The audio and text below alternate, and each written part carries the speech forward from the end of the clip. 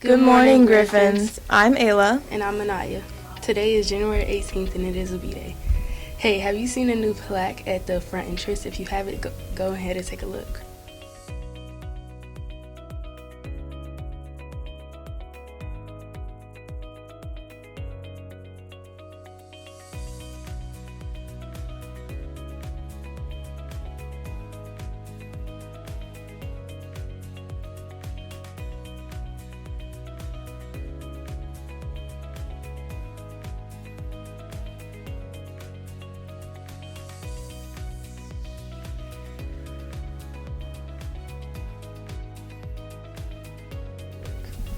Our WGTV reporters had an opportunity to stop and see some of the great things occurring in the classrooms of Winnetonka.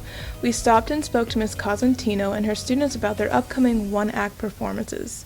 Shorts are written and directed by students. The actors practice their shorts during class and work really hard after school practices. WGTV reporter Jackson Johnson had a chance to speak with some of the reporters about the shorts they created. Winnetonka Theater Troupe received a superior rating at the conference. Congratulations to all who completed. Hi, my name is Jackson Johnson with WGTV, and I'm here with Brendan Francis. So, to my understanding, 48th Street Players is like a senior directed play, and you're one of the directors. So what is your play about? So my short this year is about a man who has trouble expressing his emotions, so he pushes others away. And I really wanted to get into that because it's not really expressed a lot, and I just think it'd be good to share that with the media. All right, and was there any like struggles or creative differences when you were trying to make this short? Yeah, so when we were making this short, we shared them out with the rest of the class, and there was definitely some things that I had issues with writing it at first, but I got other people to help me out on it, and it gave me better ideas to have for certain scenes that I have, and I think it turned out really well, so I think it's gonna be great. Dylan Pierce. So I'm interviewing you today about your short. So what is your short about? My short is about this guy who's got sort of just like a mild bit of depression. Like, he doesn't have severe depression. He's just got like he's depressed, but he's not like super depressed. And so it pretty much just follows him as he struggles with that. All right, and was there any like creative differences or any like struggles you faced with trying to develop your short? It was really hard to get the dialogue throughout the show to sound natural, to sound like an actual conversation, because I just wasn't able to form a conversation without someone else there. So I had to ask my theater class for some help with that. All right, and thank you for doing this interview with me today. Charlie Vitale. So what is your short about? So my short follows an old man who is kind of a failed author, and he is communicating with what he thinks to be God or some otherworldly spirit through his writing, and he makes this deal with God to where when he passes on, he'll have a very successful career in the afterlife, and God comes to him and takes that opportunity away because of some things that he had done in his past that he doesn't remember. So then God takes him on a trip through his memories. All right, and what was the struggles or creative differences you faced during creating your short? Really, my main issue was trying to fit my plot into 15 minutes instead of writing a full-length play. That was the main issue that I had. And then how did you overcome that? I really just condensed the scenes as much as possible. All right. Well, thank you for doing this interview with me today. Corey Goodiel. And I'm here to interview you about your short. So what is your short about?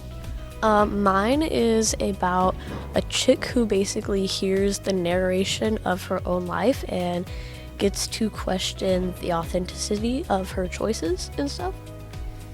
And so what was some of the creative differences or some of the struggles you had when creating your short? Definitely a lot of like making it original but also entertaining. My short is, as far as I know, the only short with multiple endings ever done at Tonka. So that was an interesting route in navigating how to do that on my own. All right, and thank you for doing this interview with me today. This past Monday was Dr. Martin Luther King Day. It is a great day that we honor Dr. Martin Luther King and all he did for the civil rights movement and equality among all people. Here is a short video of Dr. Martin Luther King. Have a great day, Griffins.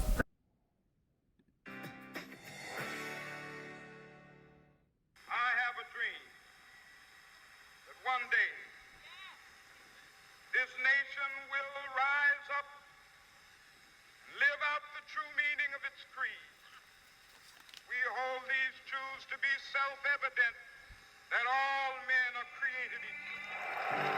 Martin Luther King Jr. was born on January 15, 1929, and graduated as the valedictorian of Crozier Theological Seminary in 1951. King became pastor of a Baptist church in Montgomery, Alabama, and later completed his Ph.D. Martin Luther King was a religious man. He was a pastor. He looked at racism and all of the so-called separate but equal laws and the terrible treatment of people of color in the United States. And he said, this is absolutely wrong. This is against God's will. This is not recognizing the dignity of peoples. And he made us all face that in very powerful ways.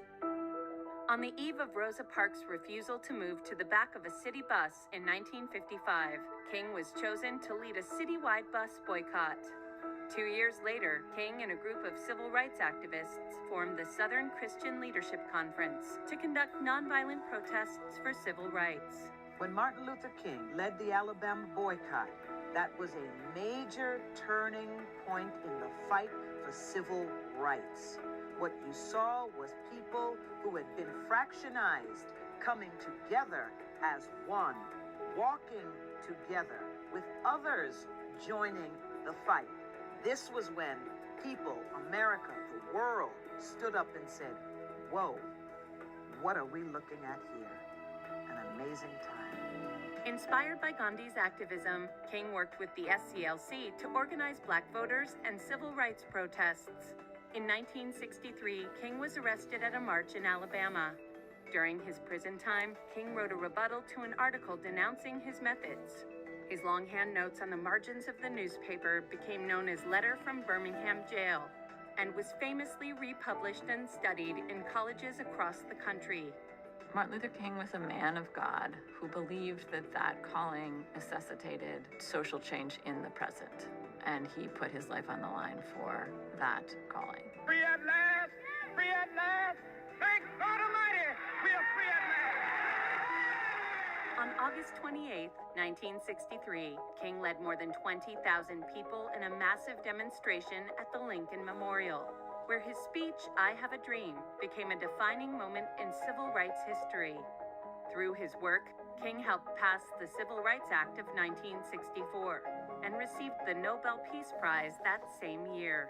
Martin Luther King, according to Time in 1963, personified the civil rights movement.